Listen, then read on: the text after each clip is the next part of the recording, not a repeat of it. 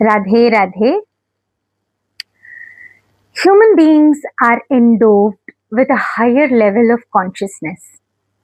We are different from animals or plants.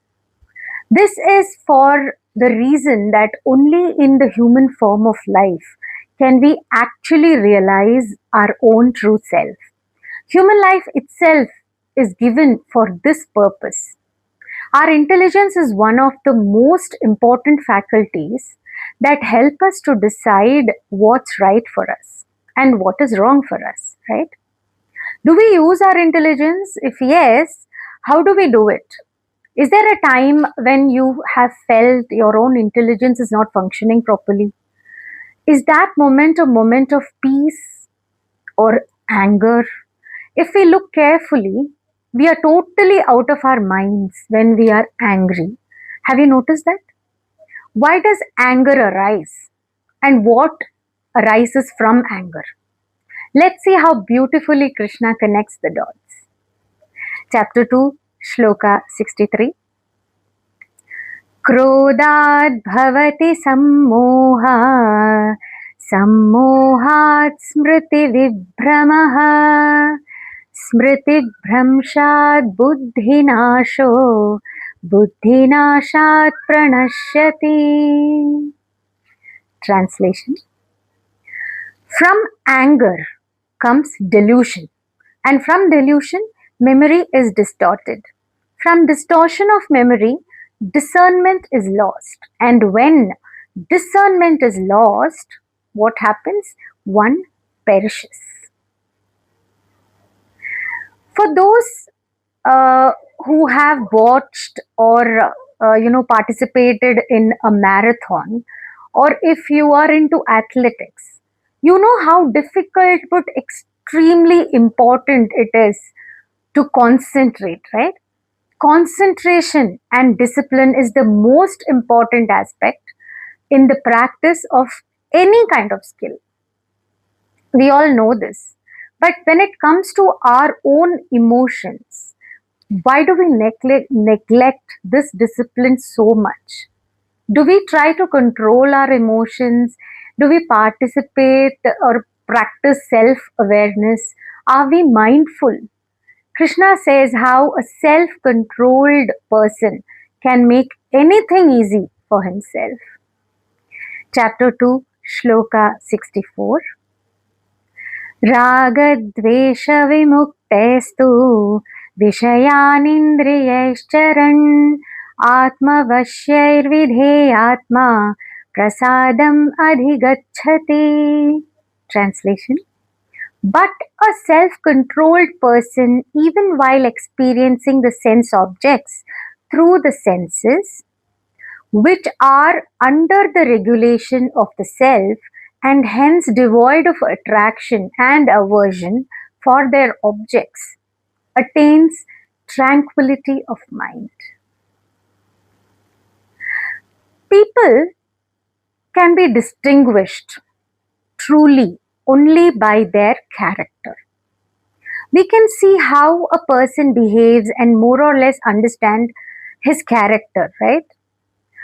A saintly person is not identified by the clothes he wears. There can be people who dress like a saint but may not have the characteristics of a saint. By how he lives his life, one can see if he is genuine or not, right?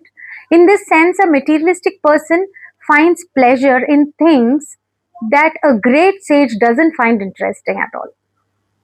Something that is interesting to the devotees will not be interesting for a worldly person. They are as different as day and night. Are we in a position to judge anyone? Not at all. That's for God to do. Chapter 2, Sloka 69.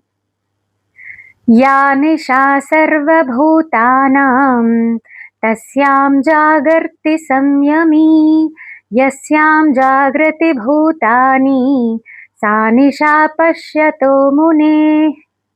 Translation. The integrated self remains awake to that is awareness of the self, which is night for all the conditioned beings. Similarly, all conditioned beings remain awake to that phenomenal awareness, which is night for the realized sage or the realized soul. In this world, what goes around comes around. What we give comes back to us, right? We have seen it all the time. It may be a positive thing or a negative thing. This itself proves that work can never be done in isolation.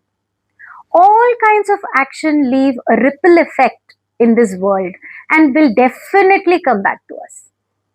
This is why work should be done as an offering. Do we know why the ancient sages used to perform yajnas? Chapter 3, Sloka 9. Yajñārthāt karmaṇonyatra lokoyam karma bandhanah tadartham karma kaunteya mukta sangah samāchara. Translation: all endeavors other than those that are performed as an offering to Vishnu are the source of bondage in this world. Therefore, O Kaunteya, O Arjuna, perform your duty efficiently for the sake of Vishnu alone, remaining unattached to the fruits of action. Have you noticed the snowball effect of little things? How even money compounds by knowing the right kind of investment, right? This is not just a physical or material science. This is the law of God. That when we do something, anything small may create great things in the long run. What we do unto nature, nature gives back to us. If we plant a seed, a tree grows out of it and gives us its fruits. Krishna explains how everything we get is dependent on how we perform our actions. Chapter 3, Shloka 14. Annād bhavanti bhūtāni parjanyadanna sambhavah yajñād bhavati parjanyo yajña karma samudbhavah. Translation: all beings subsist on food, and food is produced from rain. Rain is caused by yajna, and yajna ensues from prescribed duty. There is always a debate in the society about power, political or social or religious. Power is so attractive and everybody wants to become powerful in some way or the other, right? Yet people do not understand that power entails responsibility. If what use is the power that does not lead people in the right direction, right?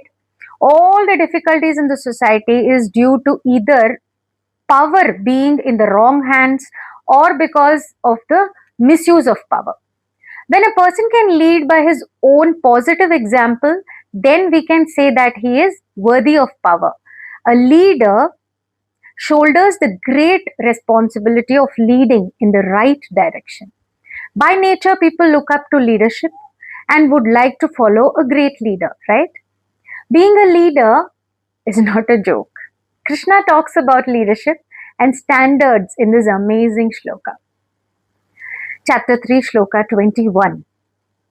Yad yad acharati shreshthas tat tad evetaro janah sayat pramanam kurute lokastad anuvartate. Translation: whatever action a great person performs, the general populace emulates.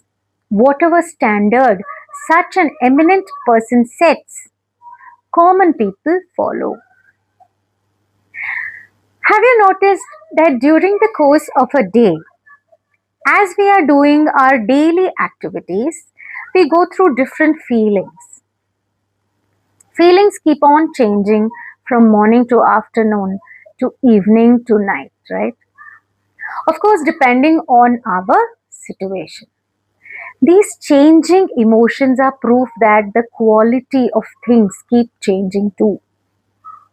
Everything in creation is either in the mode of goodness, of passion, or of ignorance. Everything changes because of these changing modes. Chapter 3, Shloka 27. Prakrite kriyamānāni gunai karmāni sarvashah ahankara vimūಢātma kartāham iti manyate. Translation: all actions are conducted by the senses that are composed of the gunas of Prakriti. Yet, the person whose mind is deluded by egoic identification thinks that I am the doer. We need some kind of motivation to do anything in this world, right? Within inspiration, can we accomplish anything? Without inspiration, what is at the root of this inspiration? Whether it is selfish or selfless, everything sprouts from a desire to do something. When this desire is materialistic, we reap materialistic results, good or bad, right? Imagine the smallest arguments to simple fights to big wars as is going on now. All the violence in the world is due to anger which comes from the desires not getting fulfilled. So what kind of desires should we have if we have to maintain peace in the world? We need to think about it, right? Chapter 3, Shloka 37. Shri Bhagavan Uvacha Kama Esha Krodha Esha Rajo Guna Samudbhavaha Mahashano Mahapapma Vidhiyenam Mihivairinam. Translation: Shri Bhagavan replied, it is material desire or karma born from the guna of passion, that is rajas, and which later transforms into anger, that is insatiable and highly inauspicious. Know it to be the enemy on the path of liberation. From childhood, we learn everything first by hearing, right? When we go to school, we don't ask our teacher how she knows what she is teaching. Obviously, she learned it from her teacher. Everything is properly learned through the years. This is especially true of spiritual education.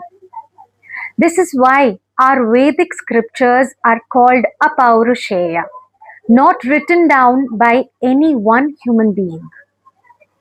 Ancient wisdom is passed down from generation to generation like this, and this is called parampara. Chapter 4, Shloka 1.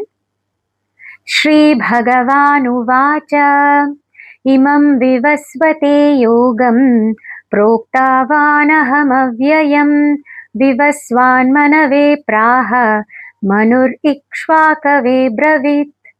Translation: Shri Bhagavan said, I taught this imperishable yoga to Vivasvan, the sun god. Vivasvan spoke it to Manu, and Manu conveyed it to King Ikshvaku.